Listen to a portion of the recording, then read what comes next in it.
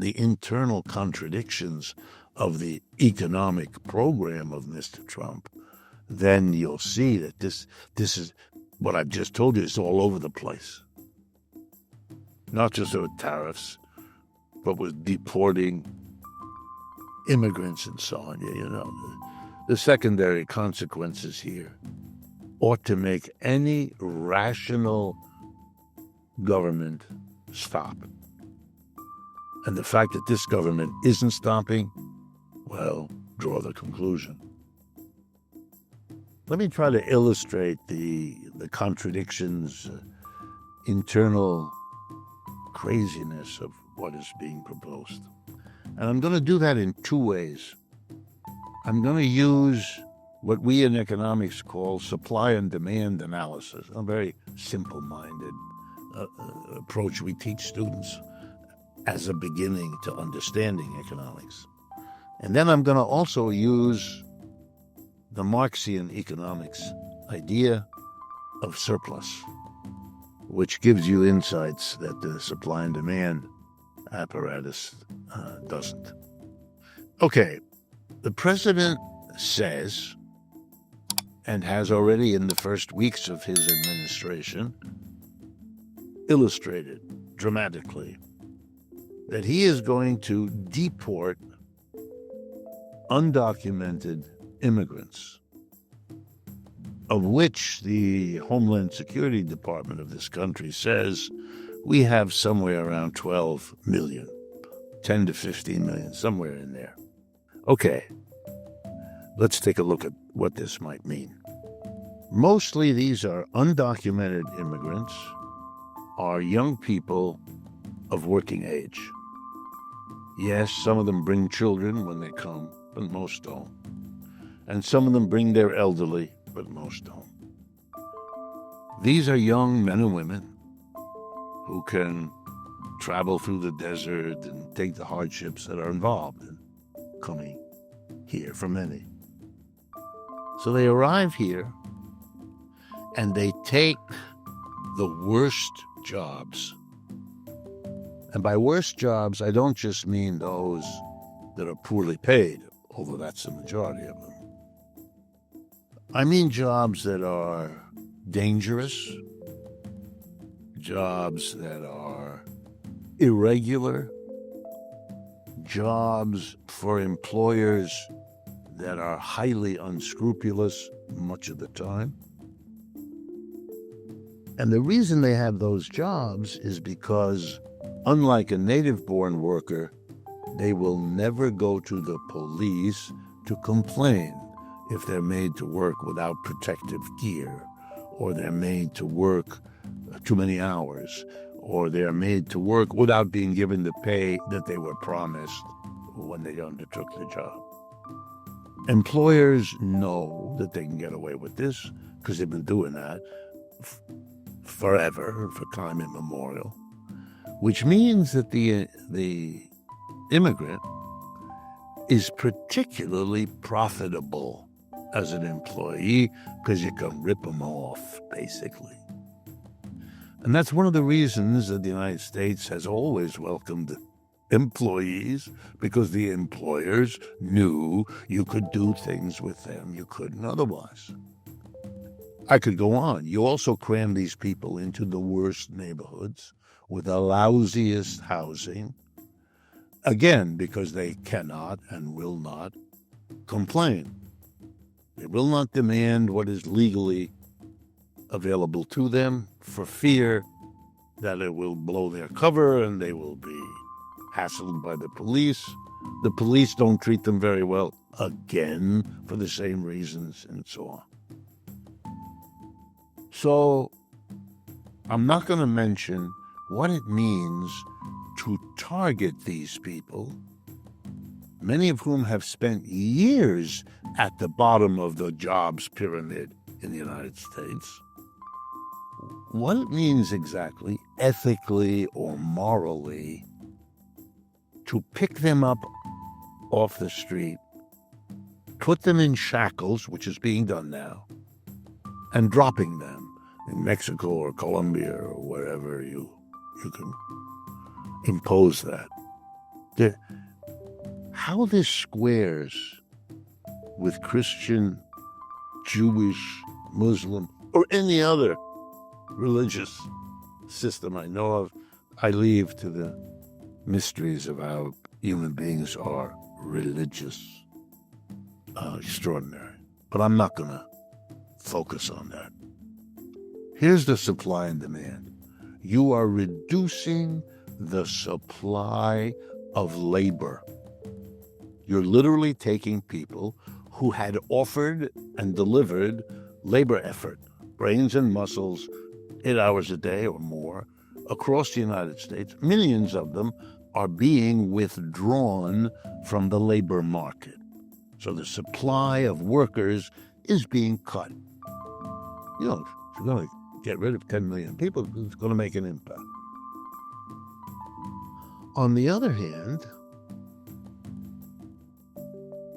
you're going to impose tariffs, meaning that goods produced abroad will no longer be purchased by Americans because they become more expensive. Mr. Trump has said, and by the time this airs, he may well have imposed 25% tariffs on both Canadian and Mexican goods. And again, I'm not. Wow. That's what he said. And he had promised to do that earlier, so they're consistent.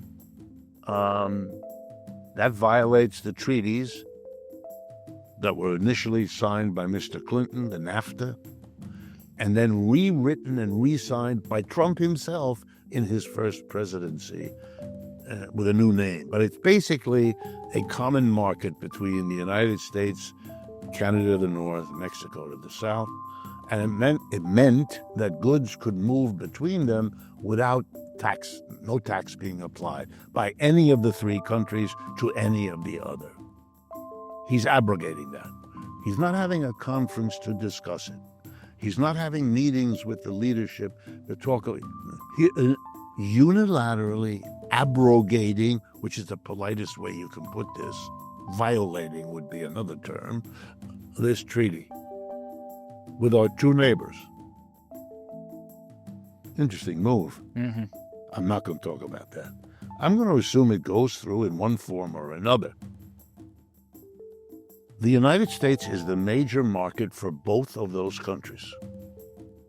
Therefore, this is a big blow to them because they're going to see the demand for their exports to the United States drop because an American has to pay his own government, the American government, the tariff, the tax, and that makes it more expensive in the manner I just went through with the electric car from China. So it's going to hurt them. And Mr.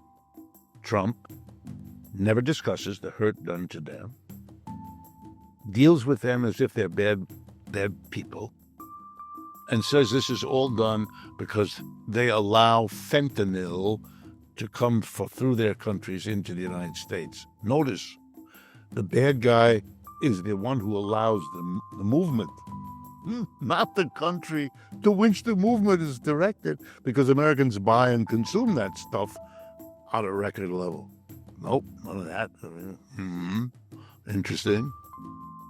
No, Mr. Trump says it's also, he admits, to reshore America, right? Because if it's too expensive to bring the object from Canada in, or from Mexico in, the hope is that the producer will come back to the United States, make it inside, because then there's no tariff that's applicable. All right, I'm not going to discuss the obvious, and I'm glad you're smiling because it really is childishly obvious that a producer in Canada or Mexico would be nuts to come here right away because he doesn't know how long Mr. Trump will stay with this policy. He doesn't know whether it'll disappear when Mr. Trump disappears. And it's very expensive. So, we also don't know whether the company affected like this will leave Mexico and go across its southern border into Guatemala, another place which doesn't have a tariff. But then it can't risk doing that because Mr. Trump will put the tariff on against the Guatemalan goods. So let's assume that some reshoring takes place. Some companies at the margin will come in to the United States and produce here at home, the ostensible goal and purpose of all of this. That would mean an increase in the demand for labor, because those companies, instead of hiring Mexican and Canadian workers, by coming back, would be hiring American workers, which is the ostensible purpose. Okay, the supply of labor is going down and the demand for labor is going up. What is that supposed to do with demand and supply analysis? Answer: it's going to raise wages a lot. Why? Because you can't rip off American-born workers the way you ripped them. So you're going to have to pay wages you never thought you'd have to. So wages will go up in the United States. Whoa. Now let's take it 2 more steps and we're done. Why would capitalists across America who supported Mr. Trump welcome that the cost of labor is going up and eating into their profits? Seems like a contradiction. But we're not done. Because when Mr. Trump imposes a tariff, one of the results, the textbooks are full of this, is called retaliation. Other countries can put tariffs just like we can, which means American companies who export are going to have the same problem. They're not going to have a market the way they used to because the countries retaliate. They put a tariff on goods from America, and they've said it. If you tariff us, we will retaliate.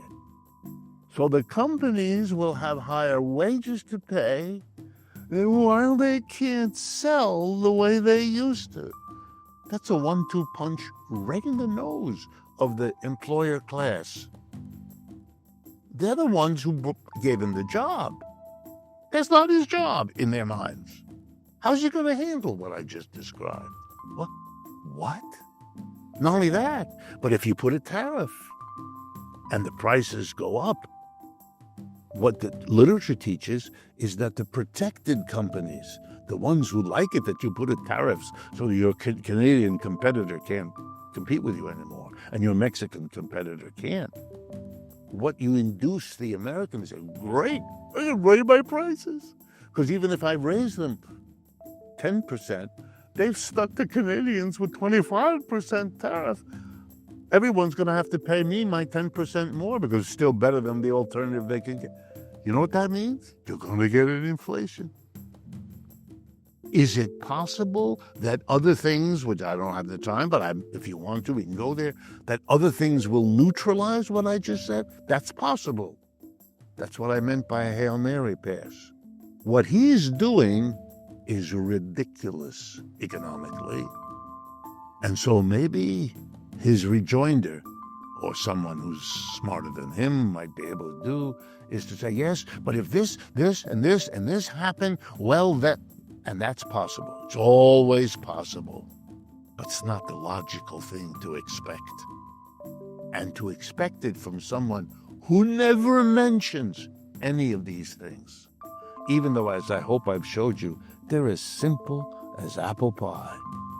There are no mystery here. There's nothing complicated. And the literature about these things is full of all of this. Not a word of what I just said to you is original to me. Not at all. So all I can tell you is, with this level of contradiction at the basis of what is being proposed here, you're looking at a really strange phenomena unfolding.